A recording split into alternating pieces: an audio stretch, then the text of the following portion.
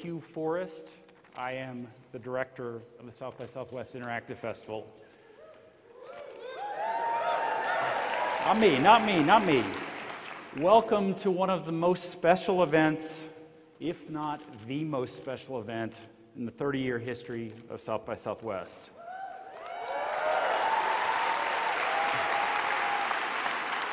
We are extremely excited to have President Obama joining us today at the Long Center, and we're even more excited that the President will today be talking about 21st century civic engagement and community service.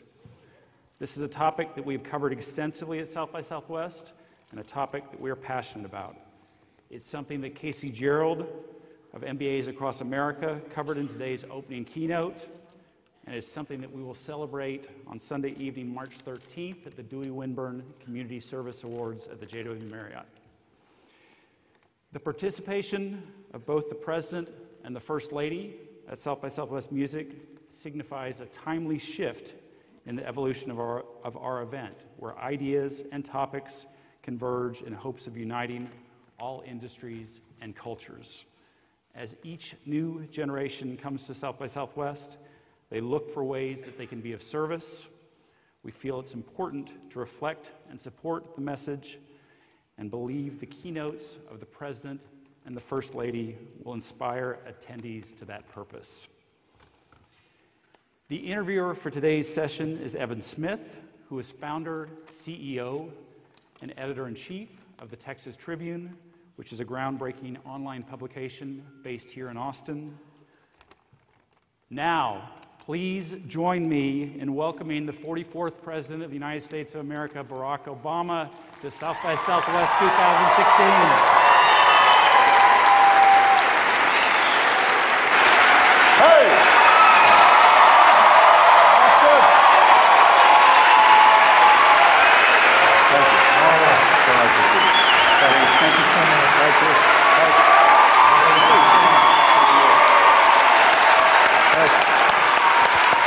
Thank you, Mr. President. Thank you. Hi, Mr. President. It's good to see you, and hello, Austin.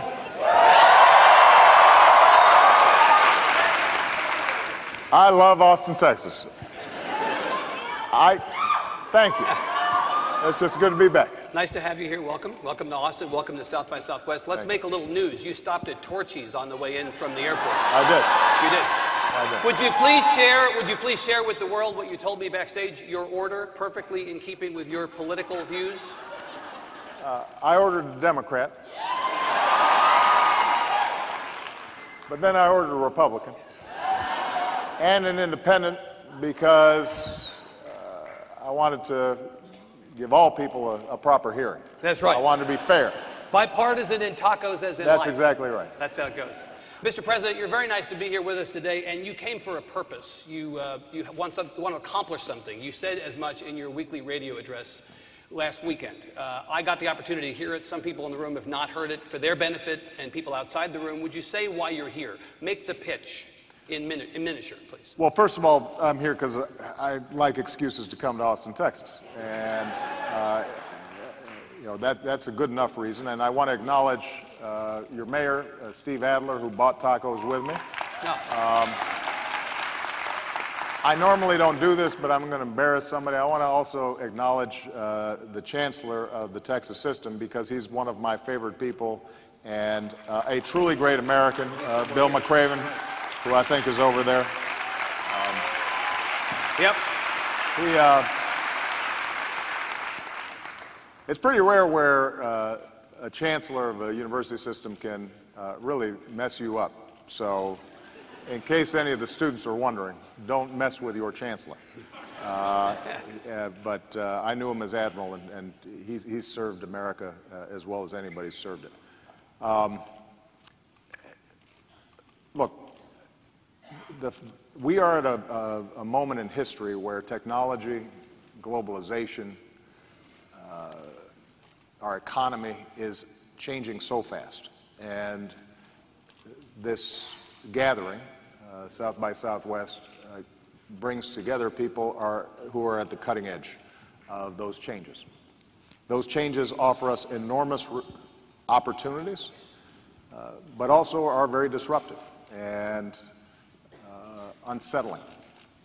They empower individuals to do things that they could have never dreamed of before, but they also empower folks who are very dangerous to spread dangerous messages. And part of my challenge since I've been president is trying to find ways in which our government can be a part of the positive change that's taking place and can help convene and catalyze folks in the private sector and the nonprofit sector to be part of the broader civic community in tackling some of our biggest challenges. And just three things that I talked about during my weekly address where this group I think is primed to make a difference. Number one, we're spending a lot of time figuring out how can we make government work better through technology, digital platforms, and so forth. So, for example, we've reduced the FAFSA form process where you apply for student aid by about 2/3 just by digitalizing it, putting it online, making it a little more common sense. We have made it now possible to apply for Social Security online in ways that couldn't be done before.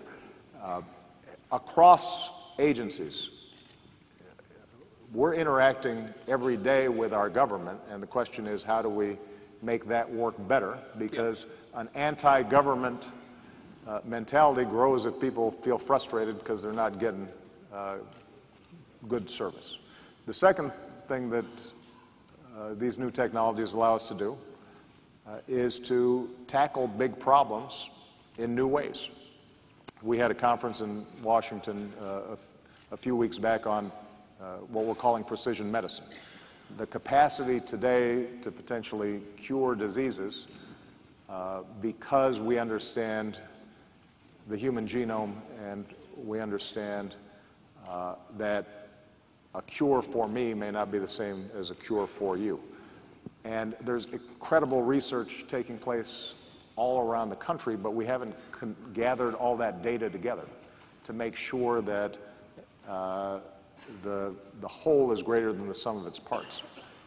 And number three, we want to make sure that we're using big data, analytics, technology to make civic participation easier.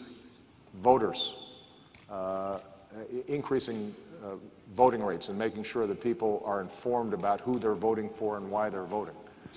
Making sure that community organizations or activists are able to meet and help to shape our society in new ways.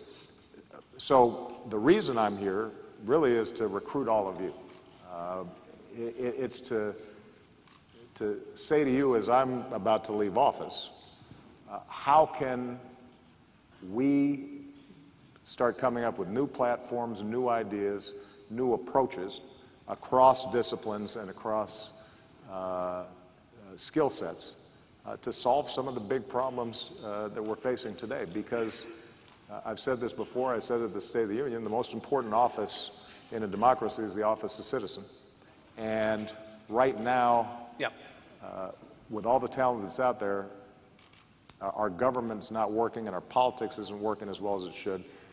The only way we're going to solve that is make sure that we're getting citizens involved in ways that we haven't up until now. Mr. President, the theory of bringing tech more closely aligned with government and solving problems is great, but the reality is that the culture of the tech sector and the culture of government could not be more different. Government is big and bloated and slow and risk averse, and it's run on outmoded systems and outmoded equipment.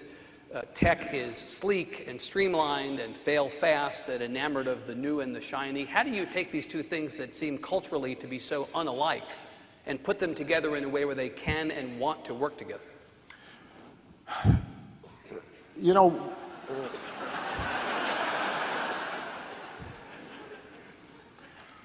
well, let me give you an example of the big and the bloated and the frustrating. You may recall that I passed this law called the Affordable Care Act to sign people up for health care.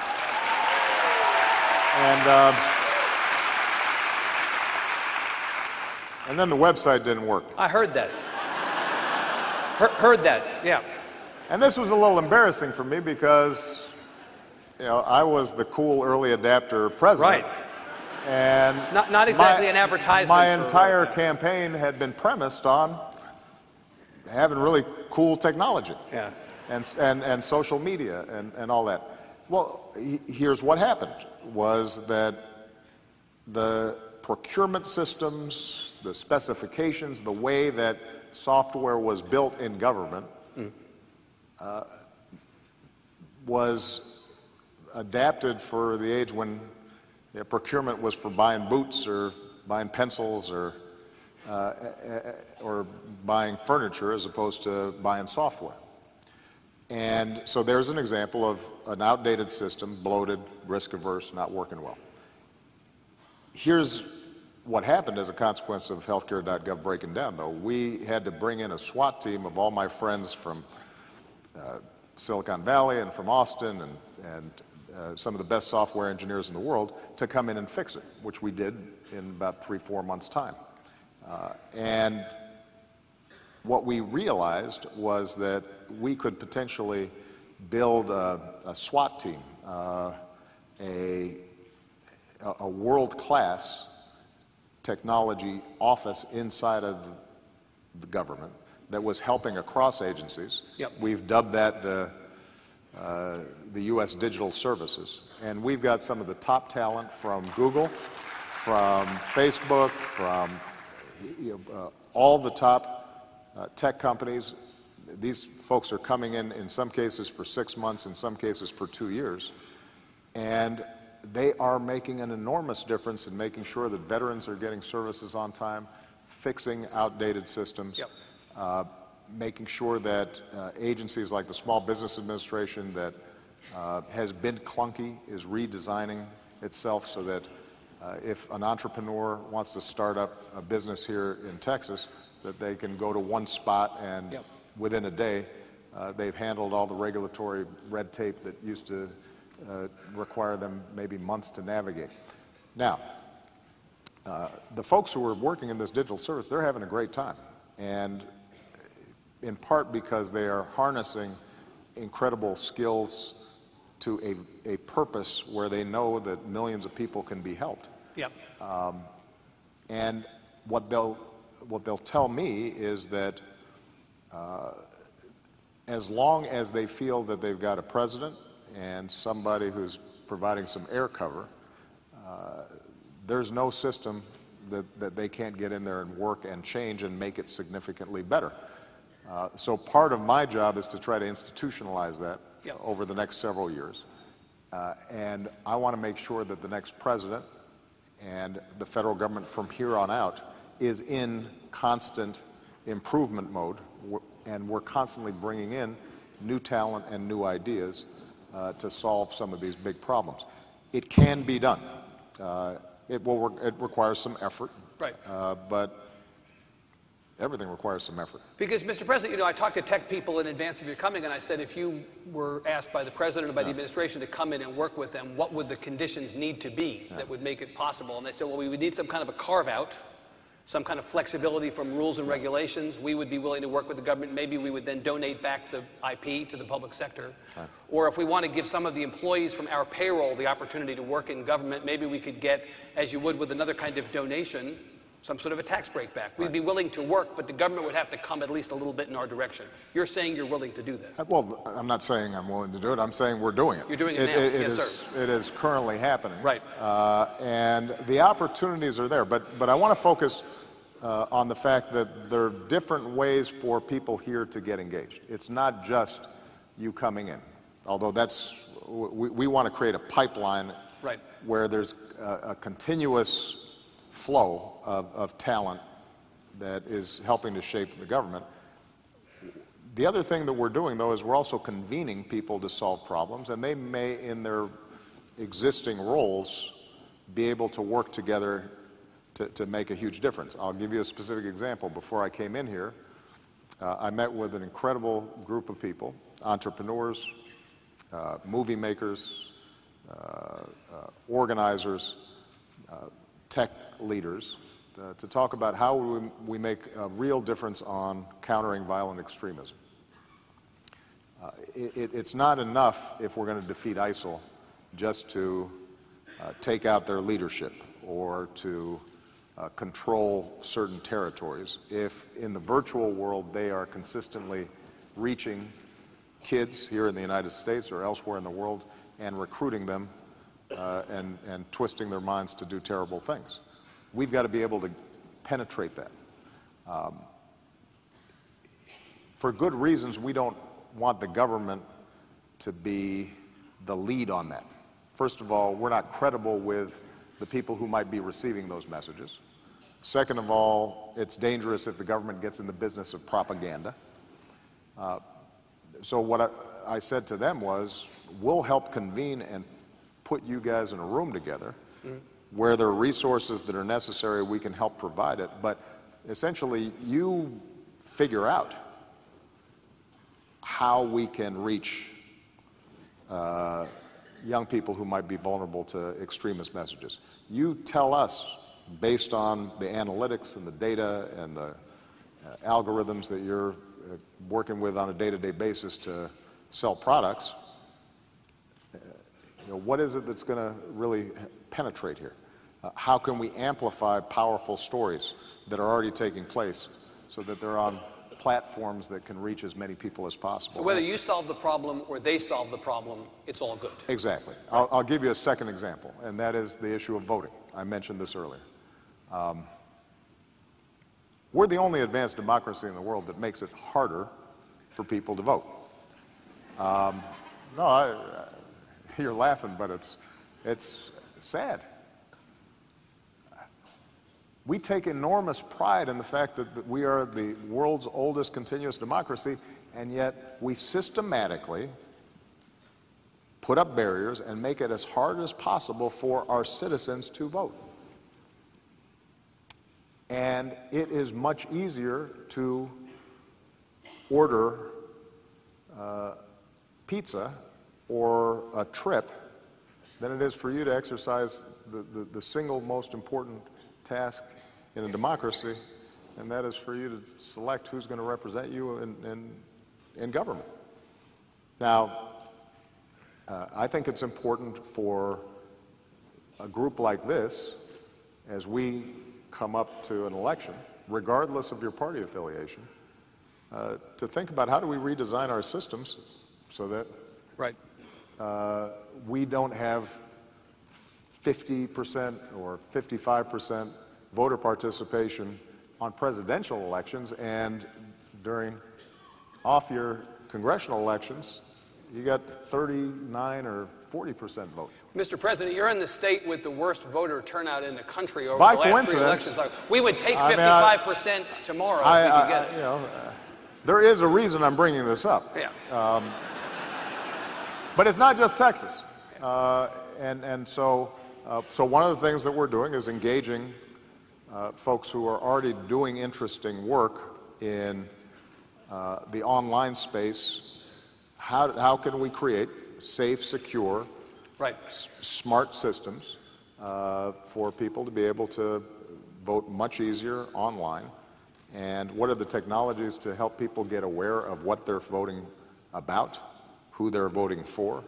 That's, again, an issue where you don't want the federal government engineering all that. Right. But what we can do is to have the incredible talent that's represented in this auditorium really spend time thinking about that and getting to work on it. But governments, Mr. President, governments need to play a role in that they have to pass legislation that enables some of these things. Yes. So in Texas, again, a state with terrible voter turnout over time, we broke records on primary day, but we still had the second worst voting age participation of any state that's voted so far. We can't get out of our own way.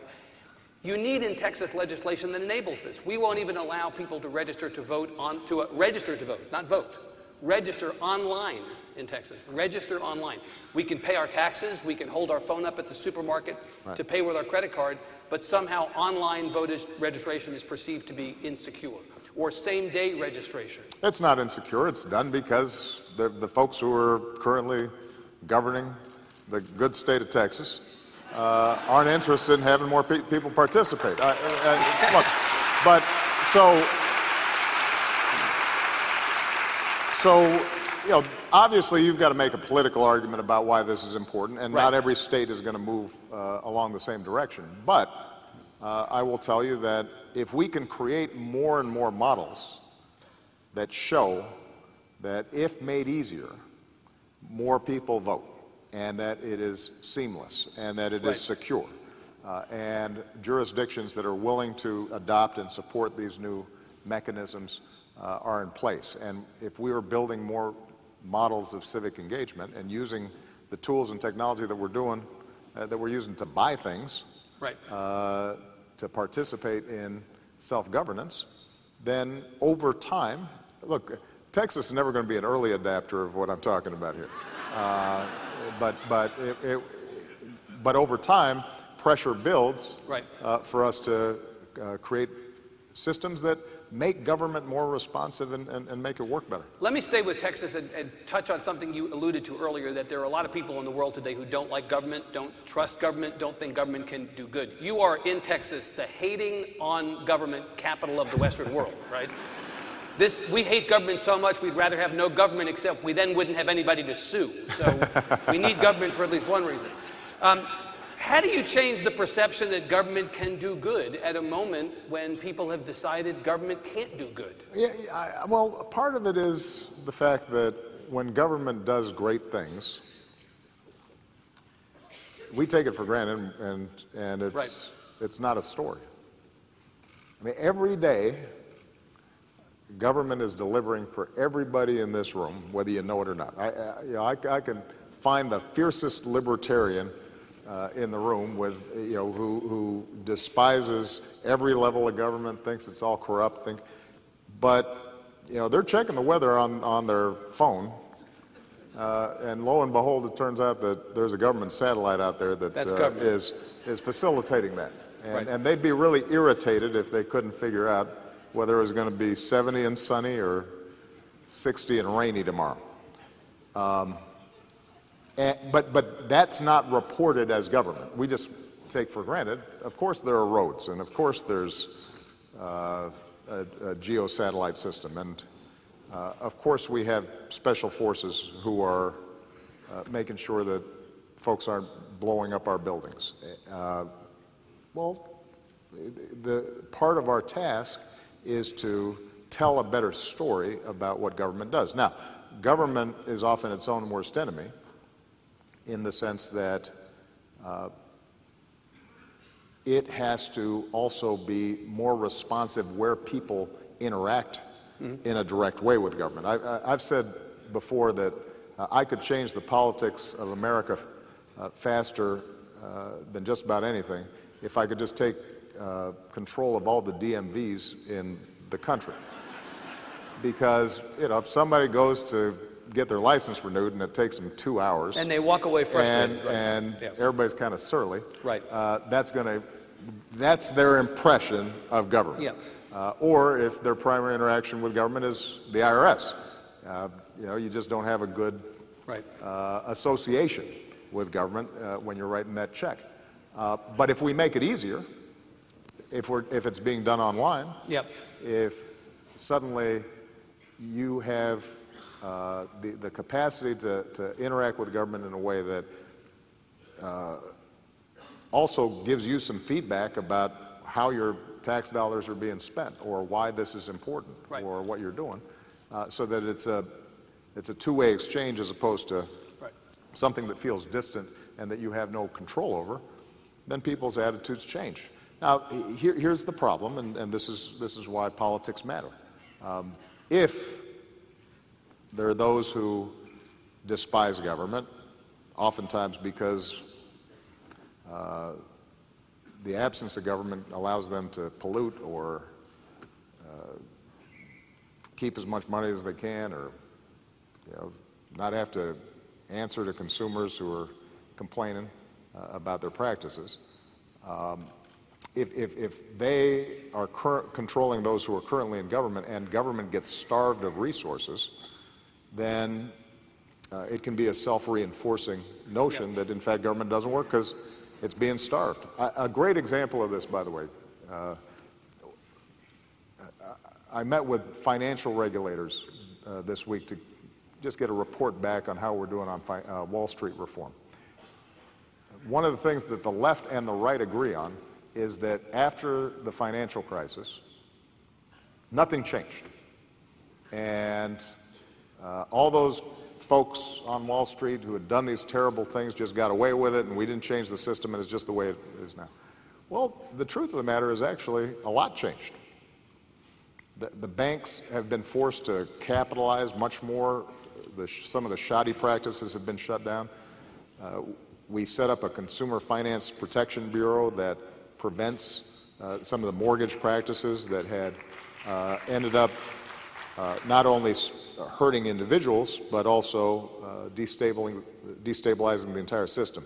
Derivatives now have to be set up on a clearinghouse platform that allows oversight in a way that didn't exist before. The financial system is much more stable than it used to be, and too big to fail actually is much less likely, because if somebody engages in reckless practices, we can now unwind them without them bringing down the entire system. So how come we don't know it then? Well, first of all, that's not a story that is interesting to people.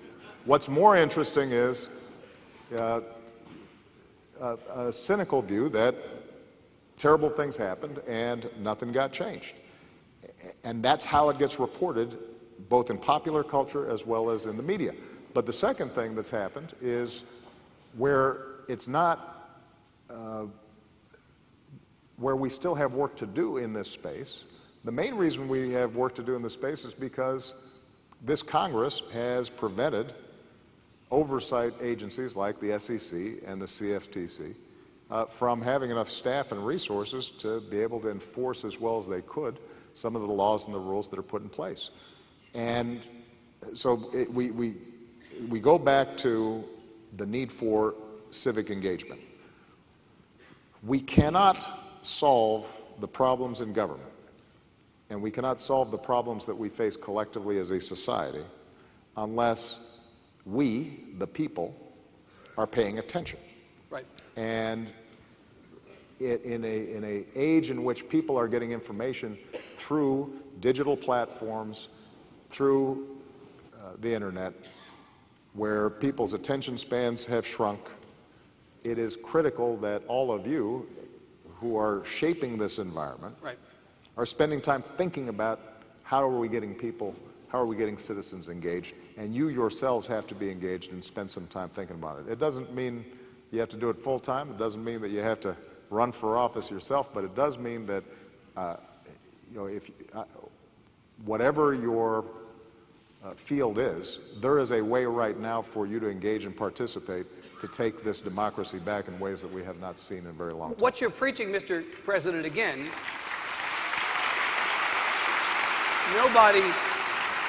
nobody will take issue with the idea of more civic engagement in a digital age, but the question is whether everybody, all of us in this country, are in the same digital age, right? You're in a state that is seeing rapid changes in its population. Will soon be Hispanic majority. Well, in this state, as in a lot of other states, the digital divide, access to Wi-Fi, access to devices, continues to be an enormous problem. 50% of adults in Hispanic households have no access to internet at home. 54% of African Americans have access, but 46% do not. Many more white households have access to the internet than do non-white households. We know that we have this massive digital divide in this country, in Texas and elsewhere. Shouldn't the government, before we start providing all this civic engagement through the digital space, make sure that everybody's in the digital space first? Which is actually exactly what we've been trying to do over the last several years. When we passed the Recovery Act, the stimulus that was very controversial at the time and that continues to be criticized by the other party, despite the fact that unemployment's now below 5%. And we avoided a Great Depression, but thanks, Obama.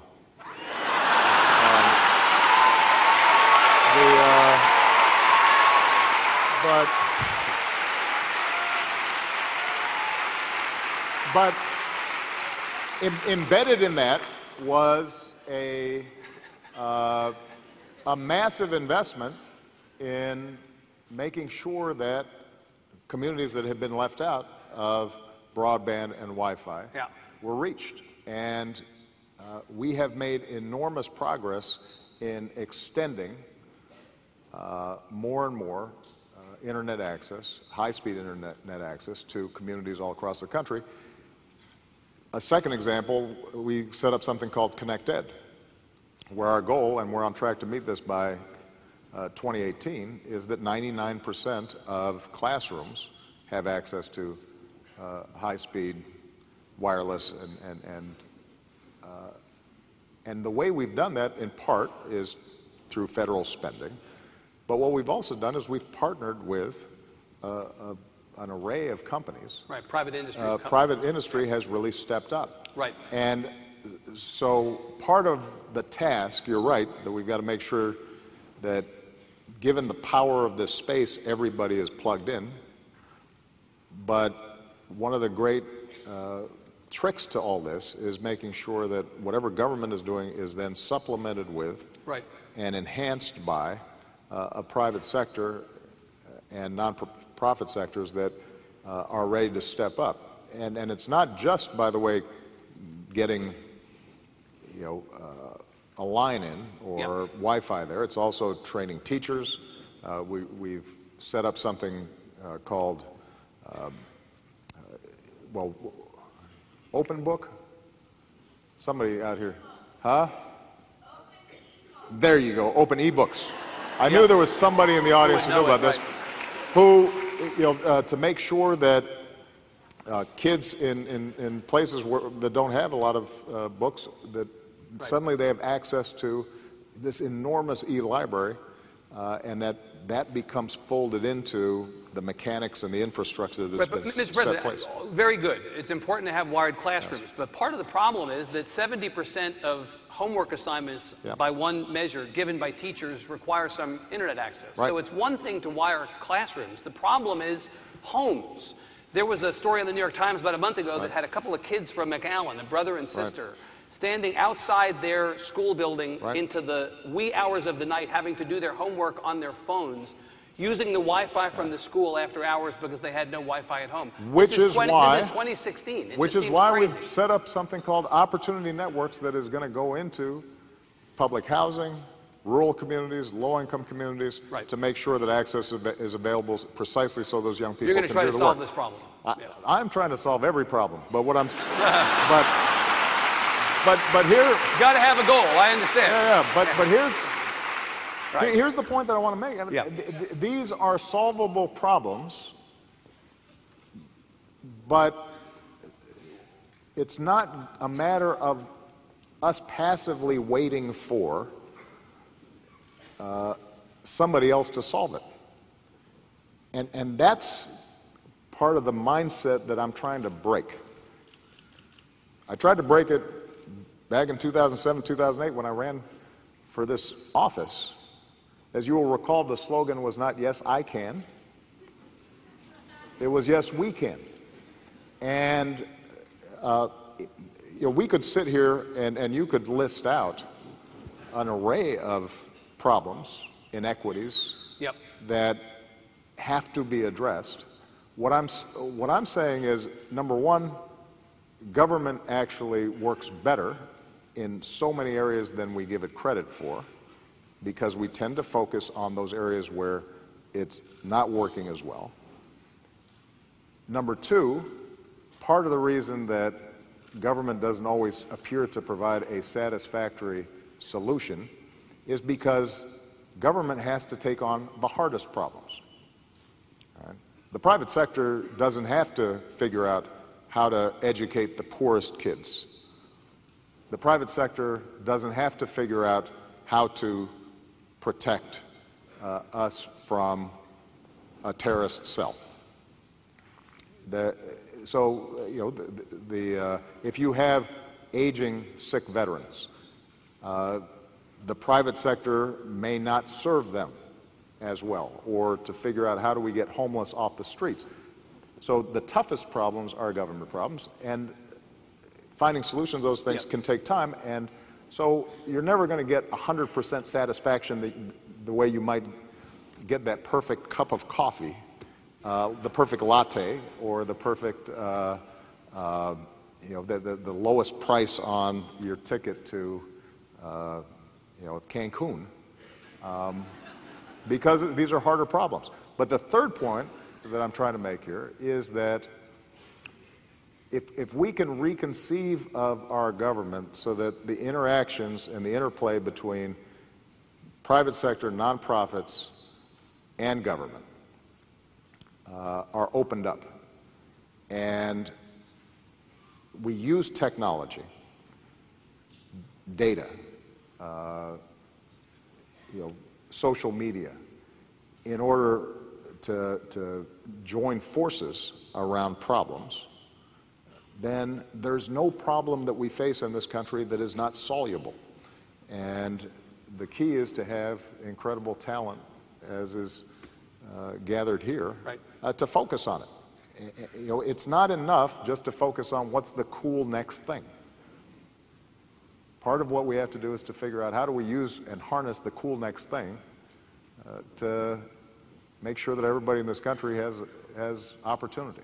Well, I want to make use sure that we're dealing with our environment in an effective way. I want to use and harness the time we have. We've got 10 minutes left. We nice started segue. a little late. Thank you. I appreciate it. Took the baton here, Mr. President. I took the baton. That was good. I've done this before. That was good, man. Yeah. We asked for questions from regular folks through the Texas Tribune website. We got a few of those, and I want to ask you about a couple of those. Some are related to the topics we've been talking about, and some are not. I'm going to go quickly so that we use the time we have. A bunch of people wanted me to ask you about Apple and the situation with Apple and the FBI. You're trying to persuade the tech community that they should work with government, but it looks to the tech community, at least some in the tech community, that government is the enemy of the tech community in the way that it's dealing with Apple, some in the tech community. The question I want to ask you is, putting aside the specifics of this specific case, the legal fight between the company and the FBI, there are big questions around the idea of how you balance the need for law enforcement to conduct investigations and the needs of citizens to protect their privacy. This is the old privacy versus security debate. Mr. President, where do you come down on the privacy versus security debate? Well, first of all, I can't comment on the specific case. Right. So let's set that aside. All of us value our privacy, and this is a society that is built on a Constitution and a Bill of Rights and a healthy skepticism about overreaching government power. Before smartphones were invented, and to this day, if there is probable cause to think that you have abducted a child, or that you are engaging in a terrorist plot, or you are guilty of some serious crime, law enforcement can appear before at your doorstep and say, we have a warrant to search your home, and they can go into your bedroom and into your bedroom doors and rifle through your underwear to see if there's any evidence of wrongdoing. And we agree on that because we recognize that just like all of our other rights, freedom of speech, freedom of religion, etc., that there are going to be some constraints that we impose in order to make sure that we are safe, secure, and living in a civilized society. Now, technology is evolving so rapidly that new questions are being asked. And I am of the view that there are very real reasons why we want to make sure that government cannot just willy-nilly get into everybody's iPhones that is full of, or smartphones that are full of very personal information and very personal data. And let's face it, the whole Snowden disclosure episode elevated people's suspicions of this. So does popular culture, by the way, which makes it appear as if, I'm in the sit room and I'm moving things and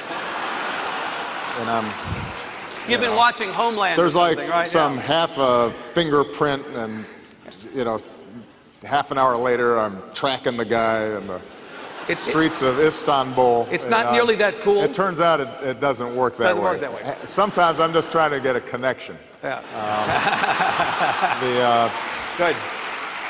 No, but look, that was a real issue. I will say, by the way, that, and I don't want to go too far afield, but the Snowden issue vastly overstated the dangers to U.S. citizens in terms of spying, because the fact of the matter is that actually our intelligence agencies are pretty scrupulous about U.S. persons, people on U.S. soil. What those disclosures did identify were excesses overseas with respect to people who are not in this country. A lot of those have been fixed. Don't take my word for it. There was a panel that was constituted, an independent panel that just graded all the reforms that we set up to avoid those charges. But I understand that raised suspicions, all right? So we're concerned about privacy. We don't want government to be looking through everybody's phones, willy-nilly, without any kind of oversight or probable cause or a clear sense that it's targeted at somebody who might be a wrongdoer. What makes it even more complicated is the fact we also want really strong encryption, because part of us preventing terrorism or preventing people from disrupting the financial system or our air traffic control system or a whole other set of systems that are increasingly digitalized is that hackers, state or non-state, can't just get in there and mess them up.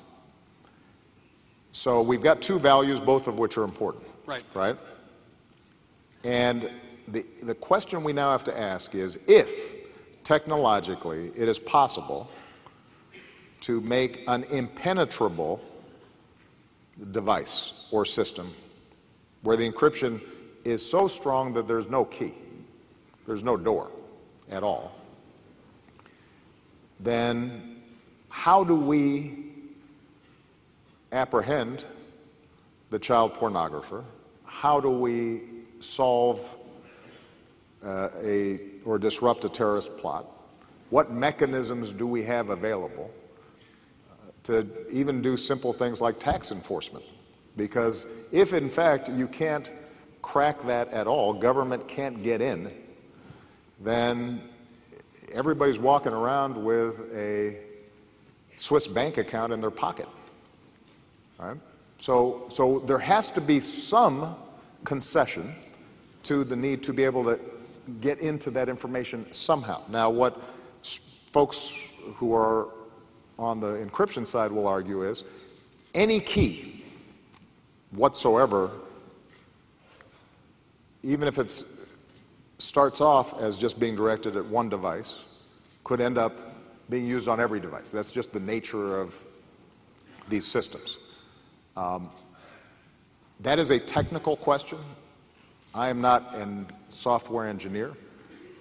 It is, I think, technically true, but I think it can be overstated. And so the question now becomes, we as a society, setting aside the specific case between the FBI and Apple, setting aside the commercial interests, the concerns about what could the Chinese government do with this, even if we trust the U.S. government, setting aside all those questions, we're going to have to make some decisions about how do we balance these respective risks.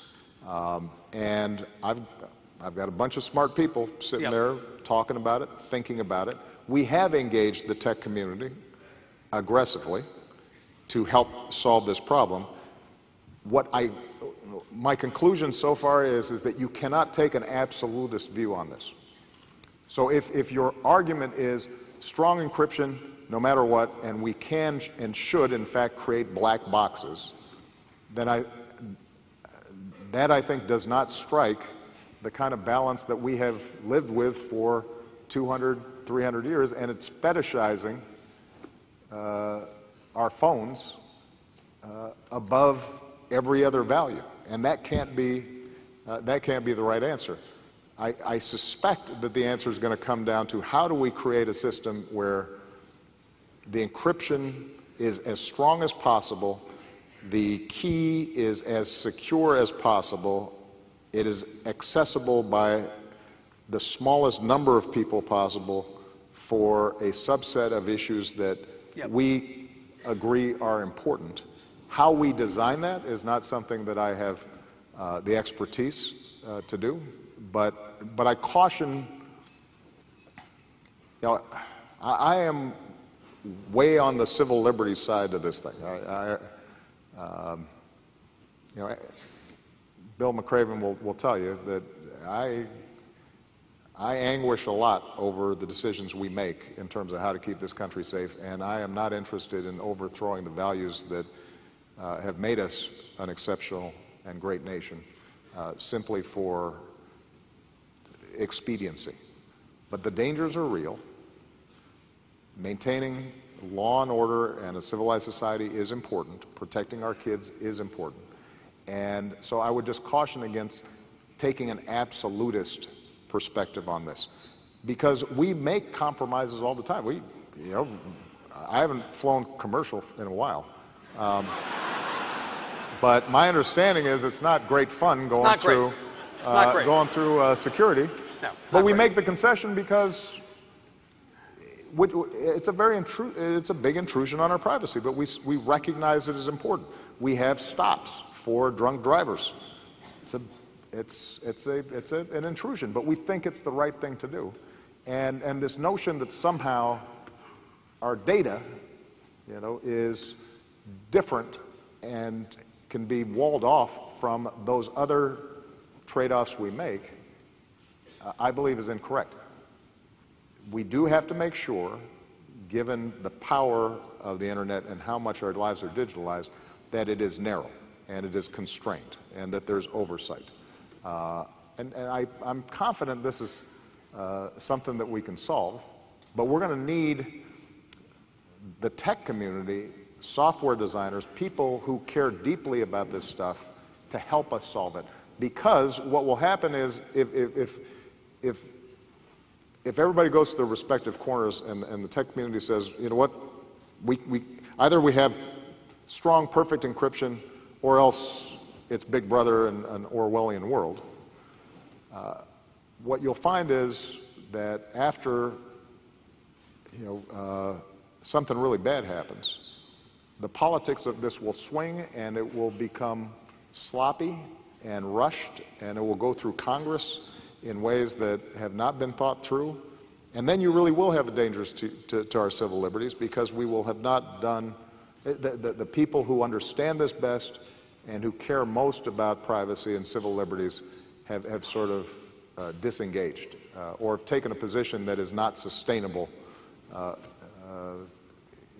for the general public as a whole over time. Sadly, Mr. President, the clock is telling me that we're out of time. A lot of things I wanted to ask you. You gave a great answer on that question, and I'm happy to have that be the last bit that we did together. Thank you so much for being here. I'm the president, so I'm going to take one more minute. You will? Good. And I just want to say,